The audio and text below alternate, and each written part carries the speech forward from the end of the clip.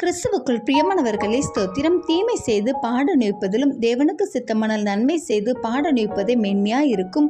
பிரியமானவர்களே, தீமையால் என்னென்ன பாடுகளை நாம் அனுபவிக்கிறோம் என்றால், உதாரணமாக மற்றவர்களை நாம் காயப்படுத்தி குற்றப்படுத்தி தரைக்குறைவாக பேசும் பொழுது அதற்கான தண்டனையாக இப்படியாக மற்றவர்கள் நம்மை பேசும்படியான துன்பத்திற்கு ஆளாகிறோம்.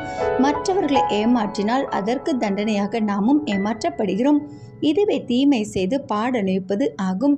இதனை காட்டிலும் மேன்மை உள்ளது நன்மை செய்து பாட நிற்பது. நாம் ஒருவருக்கு நல்லதே செய்திருப்போம், ஆனால் அவர்கள் அந்த நன்மையை மறந்து நம்மை அதிகமாக குற்றப்படுத்துவார்கள், காயப்படுத்துவார்கள். இதனால் நாம் மன சஞ்சலம் அடைவோம். வருத்தப்படாதிருங்கள், இவற்றைய தேவன் மேன்மையாக எண்ணுகிறார். மற்றவர்களுக்கு நீங்கள் செய்து கொண்டிருக்கும் நன்மையை விட்டுவிடாது தொடர்ந்து நன்மை செய்யுங்கள். இதன் பலனை தேவன் உங்களுக்கு தருவார். மேன்மையான வாழ்க்கை வாழவே ஆசைப்படுங்கள். இதற்கான பரிசை தேவன் உங்களுக்கு வைத்திருக்கிறார். ஆமென்.